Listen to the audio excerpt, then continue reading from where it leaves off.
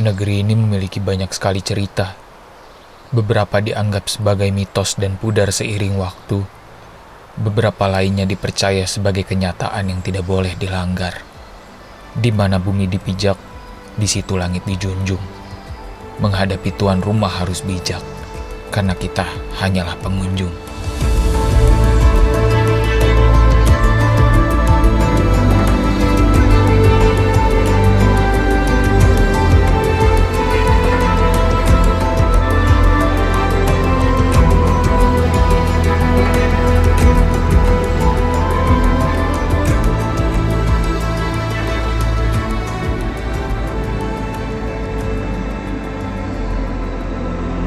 Perjalanan berkendara menggerus tanah basah di antara gelap gulita belum juga berhenti.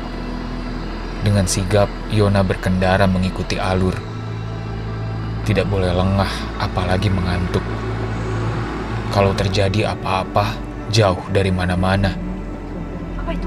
Sesekali kontur berganti bebatuan, membuat ban susah mencengkeram. Mobil kembali lenggak-lenggok, mencari traksi agar bisa beraksi. Kami terus menyusuri jalur hingga rumah-rumah kembali terlihat.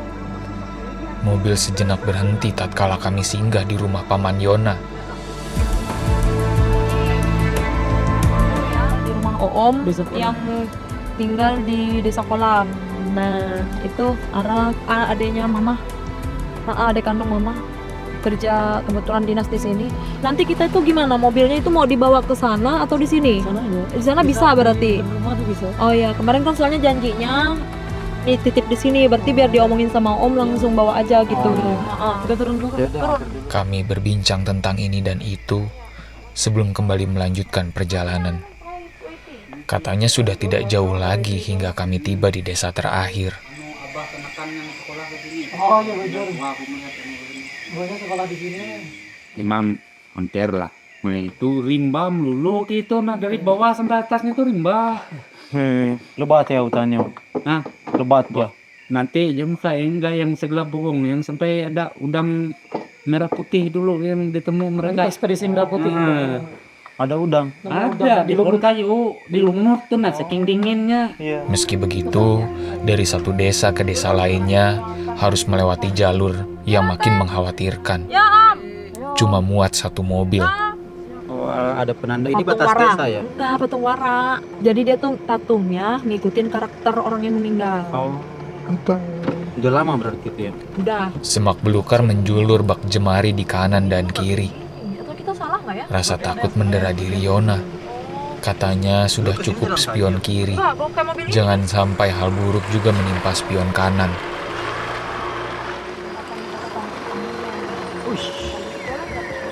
Oh, Untuk kasih tahu ininya. sekalian rekam lah. Ada kanan kayaknya itu. Ya lurus. Pelan-pelan.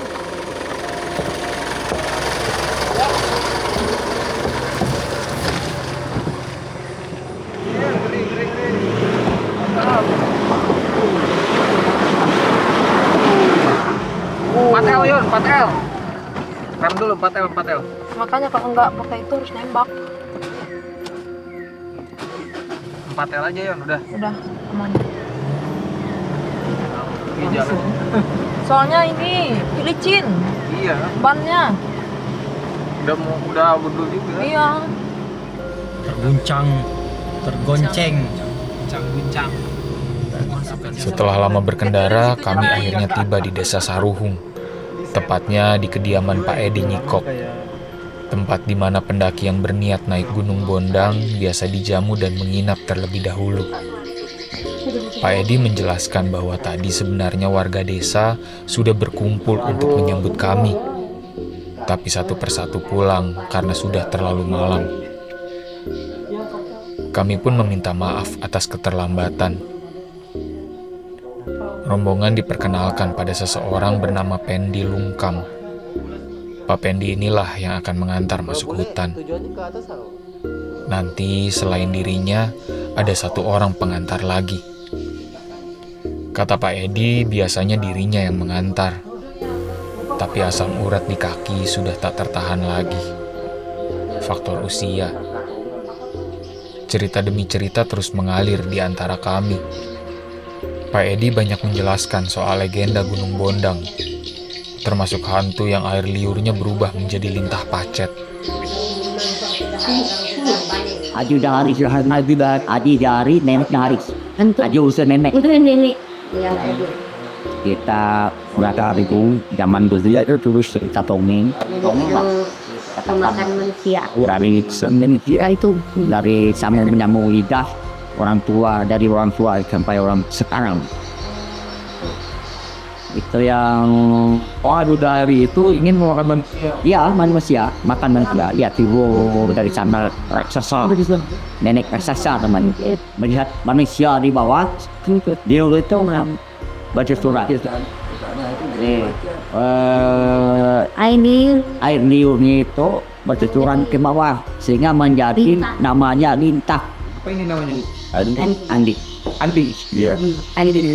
masak Itu saya gila. Malam keakraban mengalir begitu saja hingga kami tertidur di ruang tengah, entah jam berapa. Sudah terlalu malam. Yang saya ingat, hujan kian deras. Hingga pagi tiba, hujan tidak kunjung reda. Pak Pendi berkata dia dan kawannya mau berjalan setelah hujan berhenti. Kami pun menunggu dalam diam. Tiada apapun yang bisa dilakukan. Listrik mati sedari tadi. Sementara untuk arus komunikasi, desa ini mengandalkan voucher wifi yang cakupannya tidak sampai rumah Pak Edi. Kawan-kawan, ini udah pukul 9 pagi, udah sedikit terlambat dari waktu keberangkatan. Tapi tidak ada tanda-tanda bahwa kami akan berangkat ya, bapak-bapak juga belum pada datang. Karena memang hujannya tidak berhenti, dari semalam sempat deras. Dan kami kira dengan derasnya hujan semalam itu pagi cerah, ternyata memang belum berhenti juga ini dari malam atau pagi. Jenuh karena terlalu lama statis, saya, Misbah dan Yona memutuskan untuk berkendara keliling desa sembari ke tempat wifi. Nah, karena di sini tuh nggak ada sinyal. Jadi ada yang di rumah warga di situ, tapi berbayar. Cari aja ya. Mana? Karena Oh, itu orang main HP tuh. Bukan main durian. Tanya lagi. Durian tuh. final lagi Tanya di shoot gitu. Permisi lah, 4 batakun. Yang menukar voucher tuh di mana? Oh, apa? Itu aja tuh. toko ada tandanya tadi. Turun belum kita? Oh, mati listrik. Oh iya, mati lampu ya di rumah. Aduh, listriknya ternyata mati dari pagi sampai siang ini belum ada. Makanya ngaruh juga ke wifi-nya ini, ke internetnya. Dia berkata bahwa wifi cuma bisa dipakai kalau ada listrik. Kami lupa bahwa desa ini sedang mati lampu. Pukul 10 pagi di mana hujan belum juga reda, ritual adat untuk keberangkatan mulai dilakukan. Seorang sesepuh merapalkan kalimat yang tidak kami mengerti. Kata Pak Edi, ritual pendakian Gunung Bondang ada 3. Ritual keberangkatan, ritual ketika dalam gunung, dan ritual kepulangan. Ini yang paling meriah. Kita do nganu niya do tono jed ho do habat to anto do karena tahap babu itu dengan perjalanan di Ratu Meruhin yang buat betul tertino ini. Kami kita baru mendoakan nak sama kata gabi itu maju manyong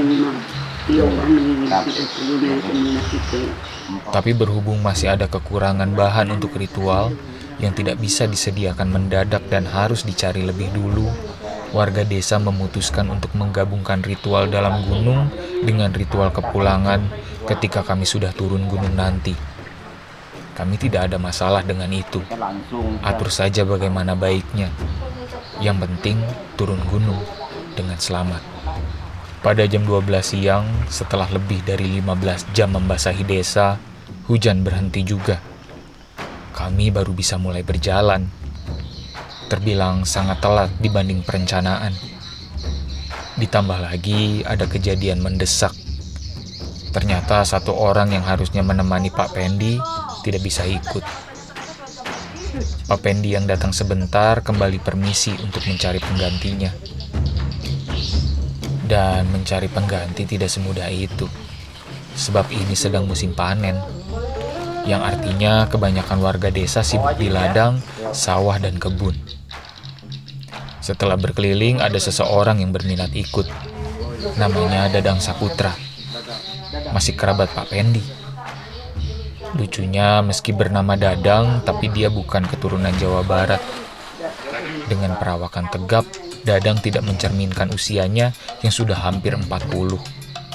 Kelak saya juga terkejut saat tahu bahwa Pak Pendi sudah 60 tahun. Sangat prima untuk ukuran usianya. Iya, Joran. Nanti mau rencana malam-malam mancing ikan lele. Lele hutan. Berarti pas sudah di kemah itu Pak Iko ya? Jadi Boy. potong di pondok. Seberes packing dan berpamitan sejenak dengan Pak Edi, kami berenam mulai berjalan. Jarak masuk ladang dari rumah Pak Edi tidak begitu jauh. Hanya berjalan lurus melewati sungai, kami sudah mulai masuk trek tanah.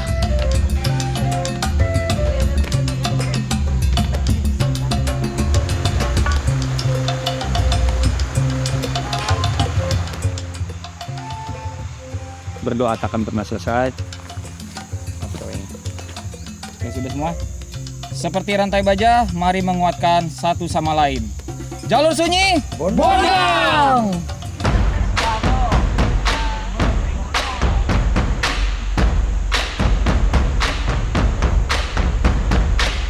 Tim menyusuri ladang di antara langit mendung. Di kejauhan tampak kegagahan Gunung Bondang. Awan menyelimuti puncaknya, memberi sinyal bahwa tidak semua orang bisa mendekati tubuhnya. Gunung Bondang, layaknya kebanyakan gunung di Kalimantan, tidak begitu tinggi. Tapi rutenya panjang, naik turun, dan penuh halang rintang.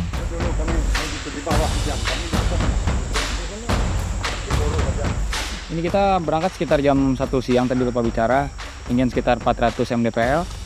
Nah, di kejauhan Gunung Bondang sudah terlihat ya. Meskipun atapnya tertutup oleh awan, kita bisa melihat kegagahan yang sekaligus menyeramkan. Langit yang terbuka mulai ditutupi pepohonan. Pertanda ladang sudah berganti hutan. Aura terang pun berubah gelap. Faktor hujan yang baru reda ketika kami berjalan sudah pasti berdampak besar pada tanah yang kami lewati. Kaki bekerja lebih keras melewati lumpur yang kerap memakan setengah sepatu.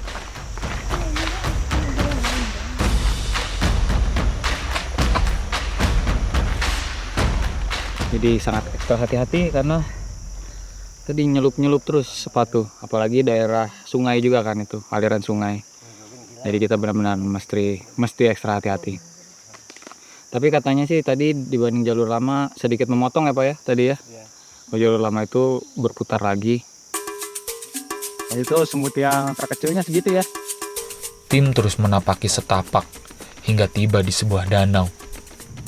Tidak ada keinginan mengambil air di sini, kecuali sifatnya darurat.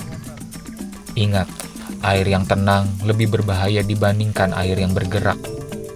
Hanya sejenak beristirahat, rombongan lanjut berjalan. Jalur makin basah, suara aliran air makin keras. Kami harus melalui sungai yang meskipun dangkal, tapi melebihi batas sepatu. Mulai melewati sungai nih, dan katanya akan ada beberapa kali liukan nih. Beberapa kali bukan sepatu ini kalau terlalu dalam sepertinya. Lumayan panjang nih. Coba yang nama ngetes duluan? Boleh. Silakan ya. Saya dan Yona yang ingin kaki tetap kering, memutuskan untuk membuka sepatu sebelum menyeberang. Kata Pak Pendi, ada 2 sungai besar lagi di depan. Jarak antar sungai tidak begitu jauh. Maka berjalanlah kami menuju sungai kedua. Baru tiba di sungai kedua, saya terpeleset. Sepatu yang dipegang pun masuk ke dalam air. Licin ya? Ya. Licin. Ya, kena basah. Sama aja. Pasti salah pegang itu kan? Iya. Jerembab. Basah-basah juga. Alah. Alias usaha menjaga sepatu tetap kering sia-sia. Ya sudahlah, pakai saja sepatu yang sudah basah ini. Keringkan di depan api unggun nanti malam. Seperti yang sempat disampaikan oleh warga desa, Gunung Bondang terkenal dengan udangnya. Tapi tidak seperti dugaan saya, udang tersebut tidak tinggal di sungai-sungai, melainkan di lumut dekat puncak Kelapak Pati. Dan ini bukan sekadar mitos. Jika hendak ditilik lebih jauh, di dunia ini memang ada spesies udang purba yang tinggal di gua-gua. Mereka beradaptasi untuk hidup di lingkungan gua dan lumut. Lantas apakah kami akan ke puncak Lapak Pati? Nah, begini. Gunung Bondang memiliki 5 puncak yang terdata. 2 puncak tertingginya adalah Puncak Karewa dan Puncak Lapak Pati. Tujuan kami kali ini adalah Puncak Karewa. Jadi bisa menemukan udang di antara lumut adalah bonus yang tidak mesti dikejar. Sungai ketiga merupakan yang terbesar. Di seberangnya ada saung tempat ekspeditor sebelumnya mendaki. Sudah lebih dari setahun lalu sejak pendaki terakhir summit ke Puncak Karewa. Itu berarti di depan sana akan banyak jalur yang harus dibuka kembali. Tapi sejauh ini, meski menyulitkan, trek menuju tempat berkemah masih terbilang terbuka. Karena selain pendaki, banyak juga pemburu yang masuk. Ini jalur hewan. Biasanya apa yang dijeratnya? Kancil ya? Entah. Babi hutan, kancil mungkin. Jalur menuju titik berkemah tidak bisa dibilang landai, tapi juga tidak berubah ketinggian. Kami cuma naik turun bukit terus-menerus sampai kaki pegal. Jalur makin berlumpur, namun kami bersyukur tidak ada tanda-tanda hujan sama sekali. Sore terasa cerah ceria. Hingga akhirnya kami tiba juga di satu-satunya tempat paling nyaman untuk berkemah.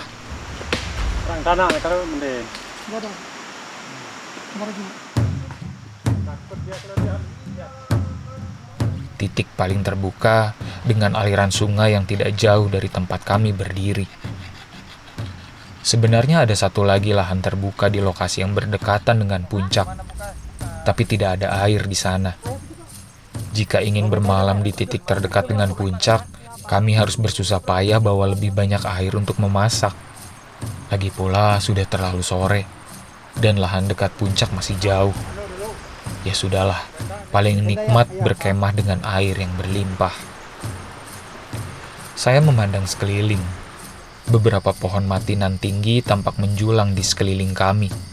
Sempat terbersit pertanyaan, apakah aman berkemah di antara pohon lapuk?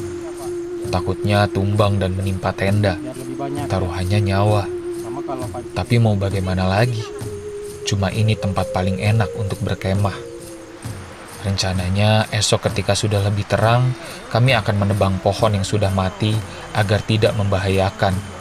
Salahnya kami menyepelekan, hingga sebuah peristiwa buruk terjadi.